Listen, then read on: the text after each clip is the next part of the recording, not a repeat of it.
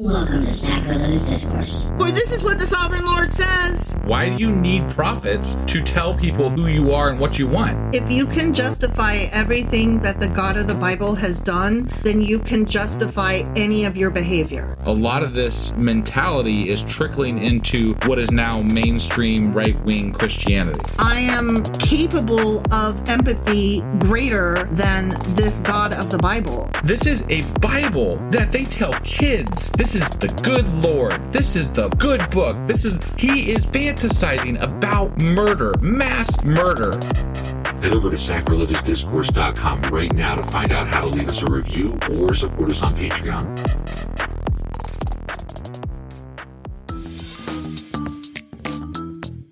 Hey there, sinners and saints. It's your favorite Bible-bashing duo from Sacrilegious Discourse, and we need your help. That's right, folks. We're raising funds for some heavenly equipment and a studio that doesn't sound like it's in the depths of hell. Our current setup, let's just say it's more apocalypse than audiophile. So if you want to hear us dissect the Bible without the background noise of demonic squirrels, chip in a few bucks. We're aiming for $5,000 to upgrade our audio and build a studio worthy of blasphemous banter. Donate today and help us spread the good word of atheism. You can find a link right on our homepage, sacrilegiousdiscourse.com. Every dollar counts. Even if it's from your collection plate.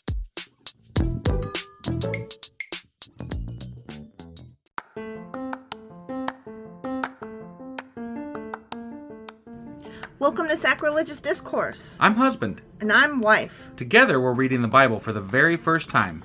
We grew up without religion and wanted to know what all the fuss was about. Well, what have we learned so far? That God is a dick, and apparently some people believe in talking donkeys. We're not trying to pass ourselves off as experts. Nope, we're just reading the Bible for the first time and giving our first take reaction. If you'd like to join us in this venture, you might consider starting at episode 1. Otherwise, jump in wherever you like. All right, let's go read the Bible. Yeah, let's get to it. Husband! Wife! Do you remember what happened yesterday and where the hell we are today? Well, we did read Ezekiel Chapter 13 yesterday. Mm-hmm. And in that chapter, God was mad at the prophets for spreading false prophecies. Mm-hmm. Essentially. And then the female ones got their own special mention. Yeah, but I don't know of any female prophets. We've met a judge in Deborah. We've met Miriam, who is just kind of an important woman.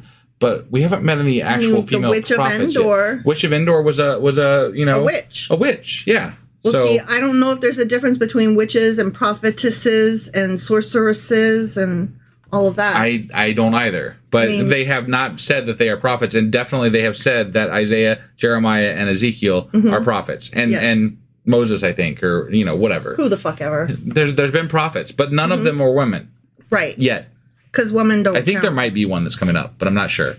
Women Possibly. are just incubators. I hate to tell you this. In the Bible, that's true, yeah.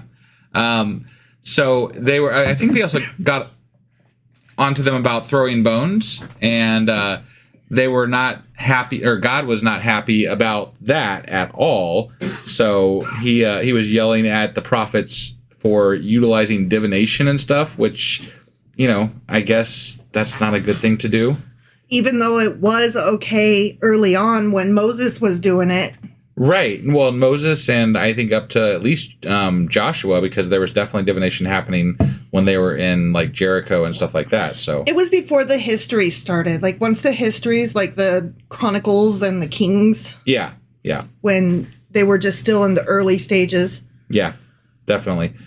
So anyway, that was Ezekiel Chapter 13. Sure as fuck was. Which means that today we're getting into Ezekiel Chapter 14. All right, let's do this. Okie dokie.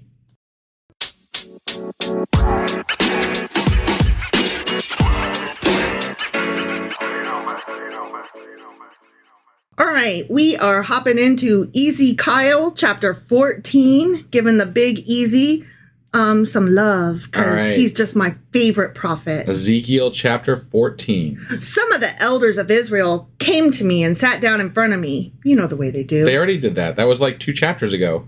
Well, actually, it was the beginning, too. They're always coming over. Oh, so they just hang out at Ezekiel's house all the time. They're always heard from God yet? Heard from God? They're hey, it's prophet night. Everybody coming? Are we there yet? Yeah. Are we there yet? Are we there yet? It's like poker night with prophets. Yeah, exactly. Right. Then the word of the Lord came to me, son of man. Yeah, mere human. You worm. These men have set up idols in their hearts and put wicked stumbling blocks before their faces. Wait, now you don't even have to worship actual idols. They just have to be in your heart. Yeah. That's crazy. So like now you can just be blamed for worshiping idols even if you don't have one. You're like, that's some bullshit. Like that's changing the rules, man. I know. Like all I did was literally open my door and walk out into the front yard, and I got in trouble, and I still don't know what I did. Right? Because somebody accused me and didn't like me. Yeah. Should I let them inquire of me at all? Yes, if you are God, right? Like, is that a legit question? Right. Therefore, speak to them and tell them, this is what the sovereign Lord says. Because, he's got to say, tell them that I said what I said, I'm telling them. And now I'm saying it, yeah. Yeah. Right. This is what the sovereign Lord says. When any of the Israelites set up idols in their hearts and put a wicked stumbling block before their faces, and then go to a prophet, I, the Lord, will answer them myself in keeping with their great idolatry. So you can have a stumbling block as long as it's not a wicked one? Well, here's my thing. If you could tell them yourself this whole fucking time, like, yes, please, that would be great. Why haven't you been doing that? I will do this to capture the hearts of the people of Israel who have deserted me for their idols.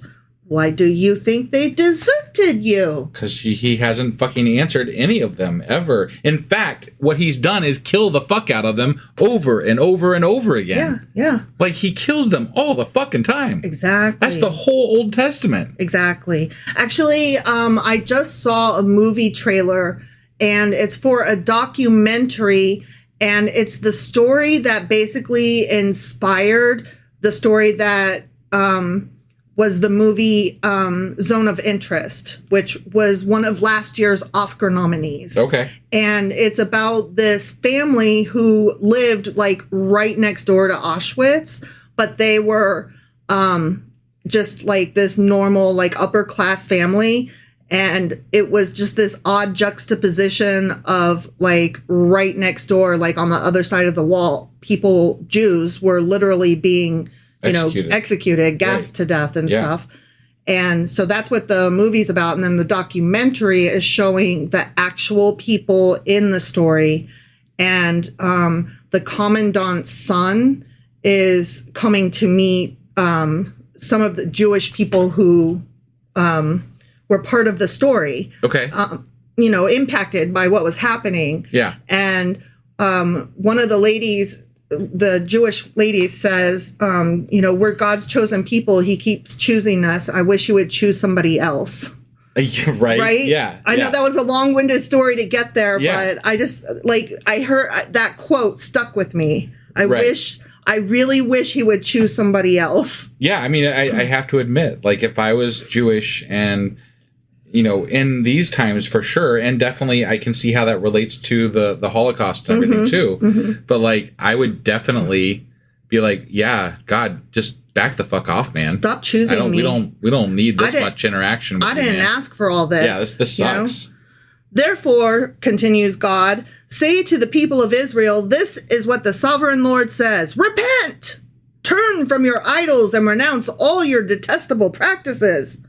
When any of the Israelites or any foreigner residing in Israel separate themselves from me and set up idols in their hearts and put a wicked stumbling block before their faces, and then go to a prophet to inquire of me, I, the Lord, will answer them myself.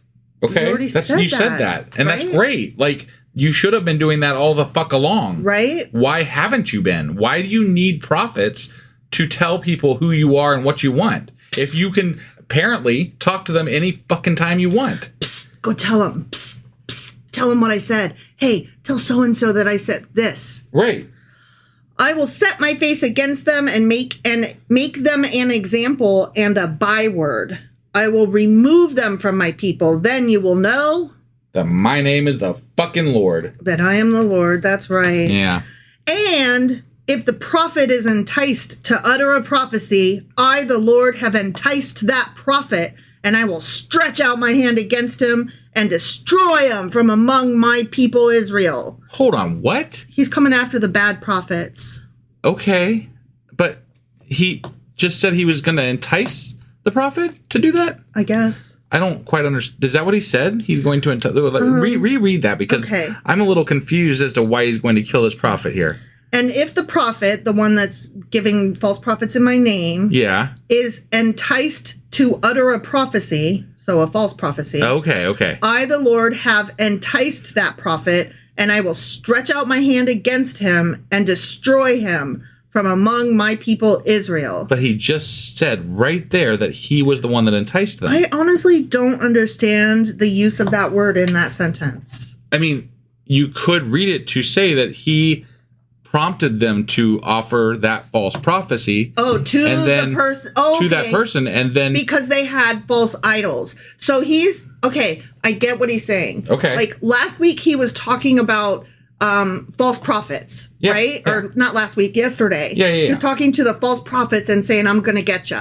Today, he's talking to people who practice idolatry with idols and stuff. Idolatry with idols. Idols in the heart now. Wicked idols and whatever. Right. With wicked roadblocks. That's what it is. And now they're going, whether to good prophets or not, God's going to use the prophets to lead them astray because they were being idolatrous. So yesterday it was fuck those false idols. And today it's fuck my people who also pray to other gods or whatever. So he's but the fact remains the same, that he is going to take his opportunity to fix a situation and instead make it worse and then kill them because of that. Yes, that is correct. That is some fucked up bullshit. That is a mind fuck. Right? That is what that is. Yeah. They will bear their guilt. The prophet will be as guilty as the one who consults him. Okay. Then the people of Israel will no longer stray from me, nor will... Yeah, because they'll be dead. What? No, wait. Why will they no longer stray from you? I don't understand. Yeah, okay. He could kill all the ones that stray from him, I guess, right? That's one possibility. It doesn't seem like what's going to happen, but like, what exactly about him making somebody lie to somebody else who doesn't believe in God exactly in that moment or whatever is going on?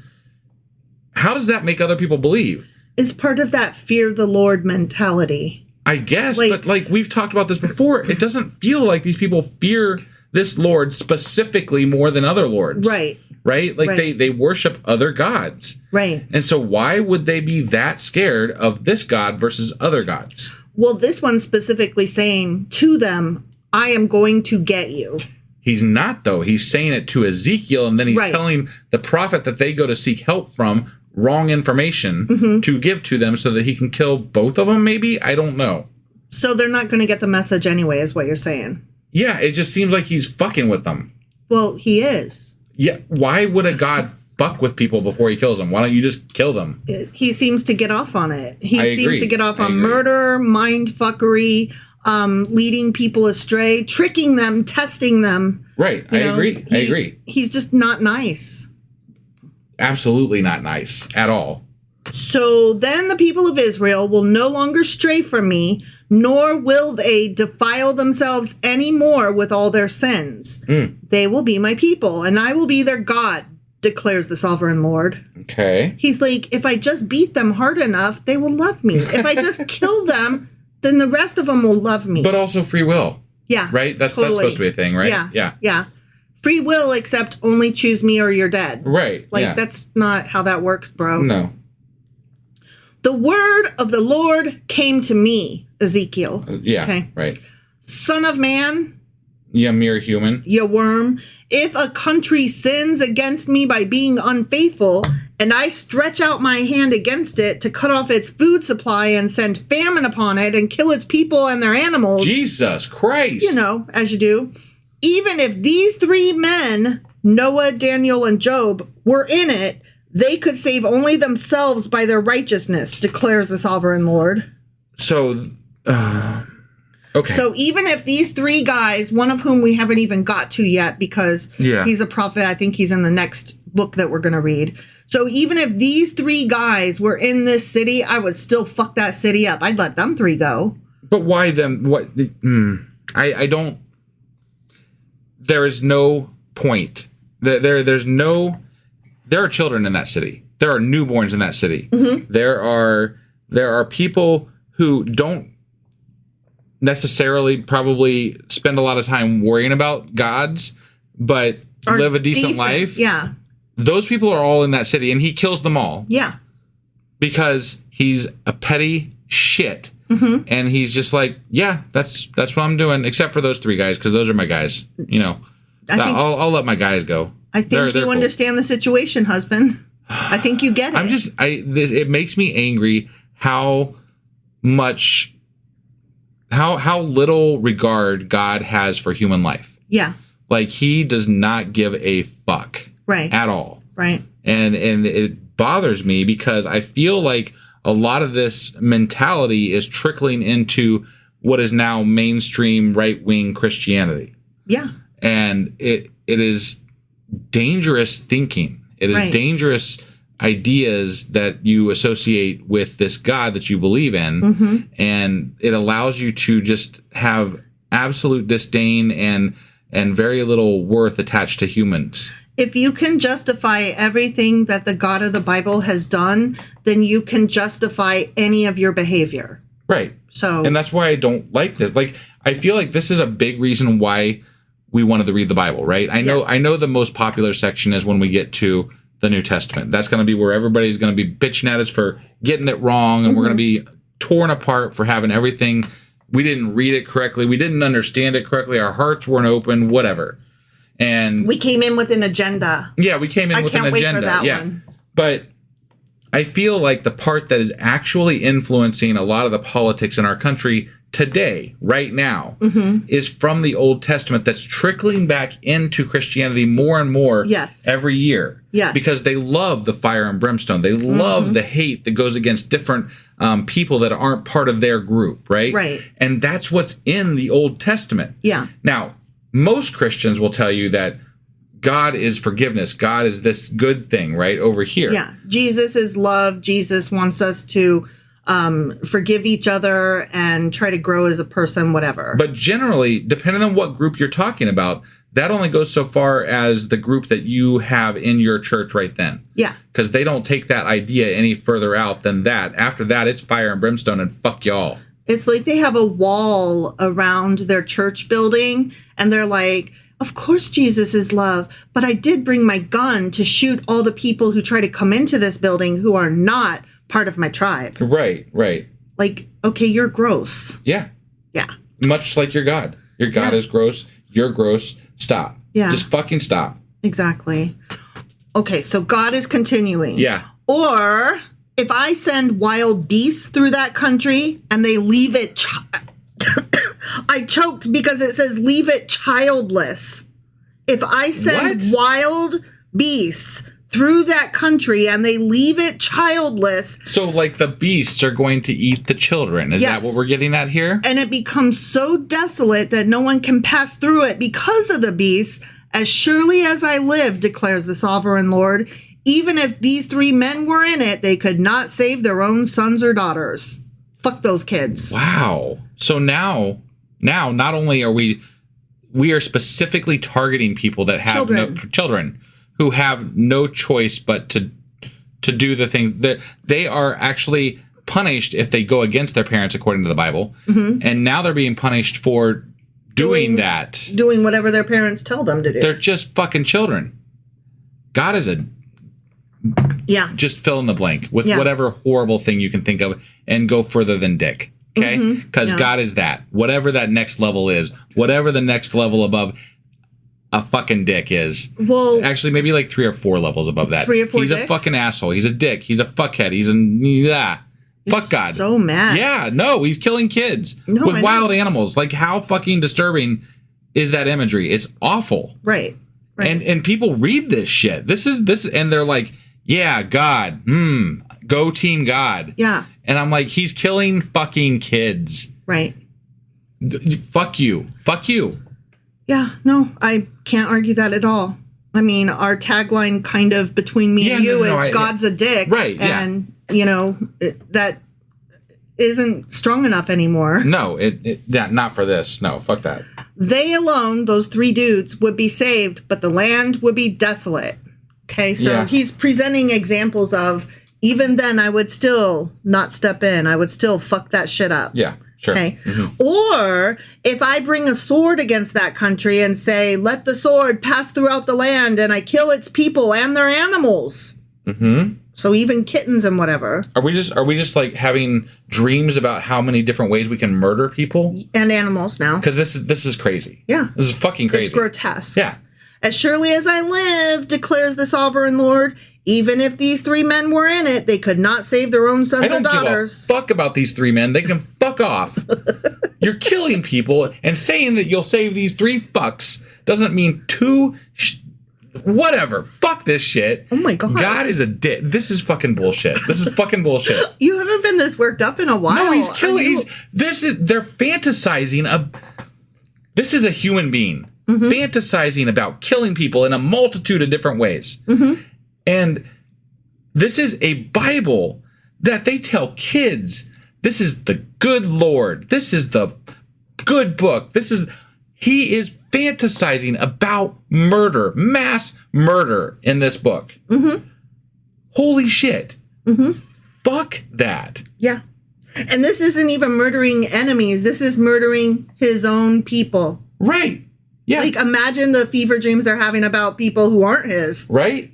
I'm sorry. I know I'm going off here. I think I finally hit a breaking point because, like, it's been murder. Yeah, the whole time. The whole way through. It's murder all the way down, you know? Yeah. But in this chapter specifically, it's literally just been like a list of different ways to murder people. And I'm like, okay, enough is enough, guys. Like, I can only let slide so much murder fantasy here. And this has gone way too far. Okay. Husband has broke. That's all. Husband has broke. I broke. I'm sorry. I mean, you made it over halfway through the Old Testament before you broke. So, you know, good on you. Yeah, right. Good on you. So anyway, they alone would be saved. Okay. Yeah. Or, here we go. We got more. Ready? We got another one. Yeah. Okay. If I send a plague into that land and pour out my wrath on it through bloodshed, killing its people and their animals, as surely as I live, declares the sovereign Lord, even if Noah, Daniel, and Job were in it, they could save neither son nor daughter. They would only save themselves by their righteousness. Who are those guys again? Noah, Daniel, and who? Job. Okay, fuck Noah, Daniel, and Job. Yeah, honestly. I don't fuck them. Yeah. Why do they get a pass? God's giving those 3 guys a pass, and he's killing everybody else. So I don't care who you are. I don't care what you did. Fuck you. You're killing kids and kittens. Fuck off. Right. Honestly. Yeah. I'm a little. This chapter is really pissing me off. I noticed. For this is what the sovereign Lord says. How much worse will it be when I send against Jerusalem my 4 dreadful judgments, sword and famine and wild beasts and plague, to kill its men and their animals. Yet there will be some survivors, sons and daughters, who will be brought out of it. So not all the kids, just most of them. I'm gonna save some of them. Just most of them. But I thought he couldn't save anybody. He just got done saying he couldn't save anybody like 4 times. Yeah. Through 4 fantasies of killing people. So. I mean, we whatever. still got the Canaanites alive, and he was supposed to have wiped them out in full like 100 times over. Yeah. They will come to you, and when you see their conduct and their actions, you will be consoled regarding the disaster I have brought on Jerusalem. Every disaster I have brought on it. I consoled. Okay, let's just take a let's just take a horrible example from U.S. history. Okay, 9/11, right? Yeah. 9/11 happens. Let's say you were one of the people that made it out of the building that day, right? And let's say God's like, or no, not God. Let's say that Osama bin Laden was like, I let you go.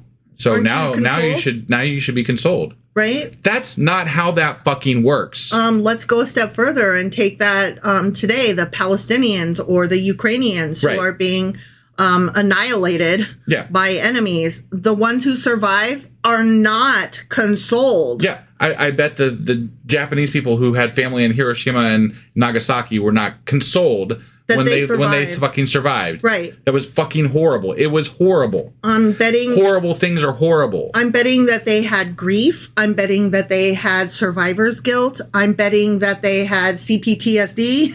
I'm betting that they are all kinds of not okay. And I'm betting that consoled does not fall anywhere on that list of all of the mental anguish that they are enduring. Definitely not. Yeah. Yeah. All right.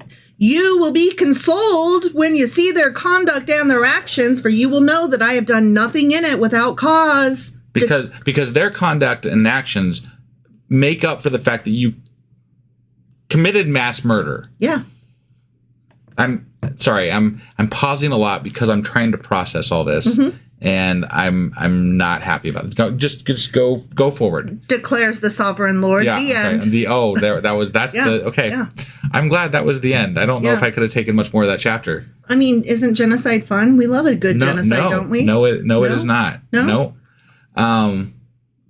Yeah. Are you okay? I don't know what to say about that chapter other than that was one of the most horrible chapters in Ezekiel thus far, I think, in my opinion. Yeah, no, I agree. Like it's one thing to talk about it's one thing to talk about murdering people, I guess, in the Bible, because that's a regular phenomenon, right? And we know it's a thing and we hate it. We call it out regularly. But it was literally a list of ways to kill people. Yeah. It was just like, I might do like, I don't know. What am I in the mood for today? Plague or swords or starvation? Like, what am I going to do? I don't know. I might choke them with peanut butter. You don't know. There's so many ways to murder people. I just can't choose today. I don't know. Right? I mean, which one am I going to do? I could throw some of them in the lake and drown them. You know. Sure. I could put a fire over the whole thing. I could make a meteor hit. Like, yeah. Okay. Yeah.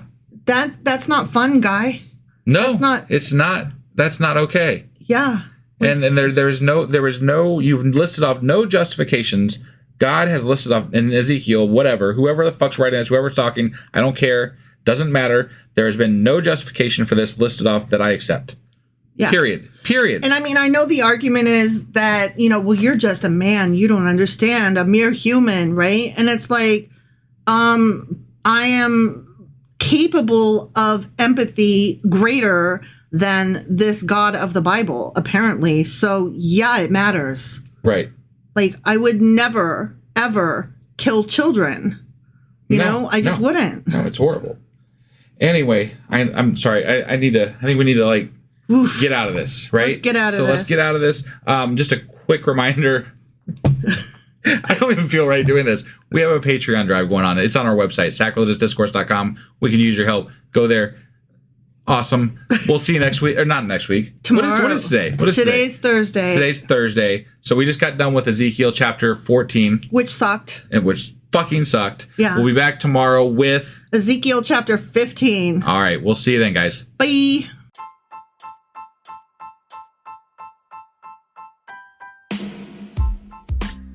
Hey, wife. I guess that's the end? But husband, that's just sad. It doesn't have to be. We are on lots of social media platforms like Twitter. Our handle there is sacrilegious_D. For D's nuts. Oh my God. Stop doing that. Anyway, we're also on Facebook, Instagram, and Pinterest. There's a link to all of our social media sites at our website.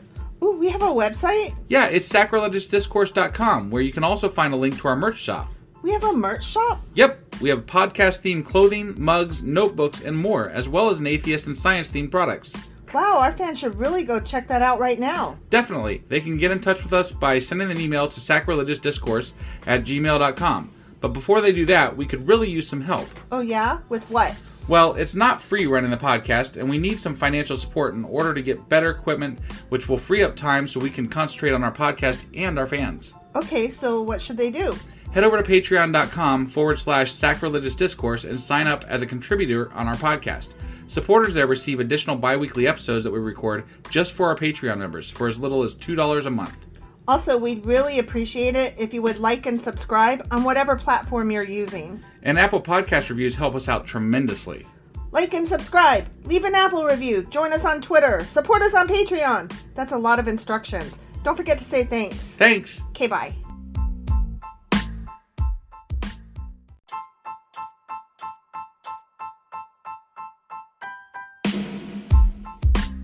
Hey, wife. I guess that's the end? But husband, that's just sad. It doesn't have to be. We are on lots of social media platforms like Twitter. Our handle there is sacrilegious_D. For D's nuts. Oh my God. Stop doing that. Anyway, we're also on Facebook, Instagram, and Pinterest. There's a link to all of our social media sites at our website. Ooh, we have a website? Yeah, it's sacrilegiousdiscourse.com, where you can also find a link to our merch shop. We have a merch shop? Yep, we have podcast-themed clothing, mugs, notebooks, and more, as well as an atheist and science-themed products. Wow, our fans should really go check that out right now. Definitely. They can get in touch with us by sending an email to sacrilegiousdiscourse@gmail.com. But before they do that, we could really use some help. Oh yeah? With what? Well, it's not free running the podcast, and we need some financial support in order to get better equipment, which will free up time so we can concentrate on our podcast and our fans. Okay, so what should they do? Head over to patreon.com/sacrilegiousdiscourse and sign up as a contributor on our podcast. Supporters there receive additional bi-weekly episodes that we record just for our Patreon members for as little as $2 a month. Also, we'd really appreciate it if you would like and subscribe on whatever platform you're using. And Apple Podcast reviews help us out tremendously. Like and subscribe. Leave an Apple review. Join us on Twitter. Support us on Patreon. That's a lot of instructions. Don't forget to say thanks. Thanks. Okay, bye.